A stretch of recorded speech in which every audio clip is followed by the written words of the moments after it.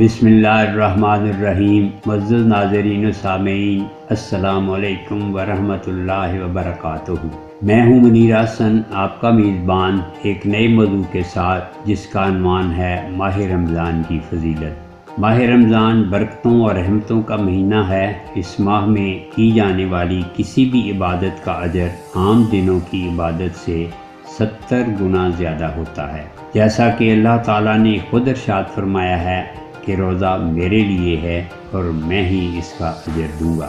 رسول اللہ صلی اللہ علیہ وسلم نے روزے کو دوزخ سے بچنے کی ڈھال اور کلہ بتایا ہے۔ یہی وہ عظیم الشان مہینہ ہے جس میں روزہ رکھنے والے قیامت کے دن عرش کے سائے کے نیچے کھانے پینے میں مشغول ہوں گے، جبکہ باقی لوگ حساب کتاب میں پھنسے ہوں گے۔ رمضان کے روزے اللہ تعالیٰ نے فرض کیے ہیں اور انہی روزوں کو اسلام کی بنیاد قرار دیا ہے۔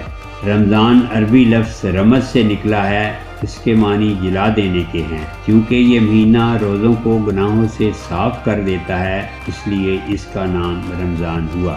اسی مہینے کے آخری عشرے میں لیلۃ القدر کی رات ہے، جس کی عبادت 1000 مہینوں کی عبادت سے بہتر ہے، اور اسی رات کی بھی فضیلت ہے کہ اس میں قرآن پاک اتارا گیا، جس کو نوع انسانیت کا منشور گردانا جاتا ہے۔ رسول اکرم صلی اللہ علیہ وسلم نے فرمایا، رمضان مغفرت اور بخشش کا مہینہ ہے۔ آپ صلی اللہ علیہ وسلم کا یہ فرمان ہے کہ رمضان میں ہر مسلمان کے لیے ہر شب و روز میں ایک دعا ضرور قبول ہوتی ہے۔ حدیث پاک میں ارشاد ہے کہ حق تعالی شانہ رمضان میں روزانہ افطار کے وقت 10 لاکھ آدمیوں کو جہنم سے خلاصی عطا فرماتے ہیں۔ اسی کے ساتھ آپ سے اجازت چاہیں گے، پھر حاضر ہوں گے ایک نئے موضوع کے ساتھ۔ خدا حافظ۔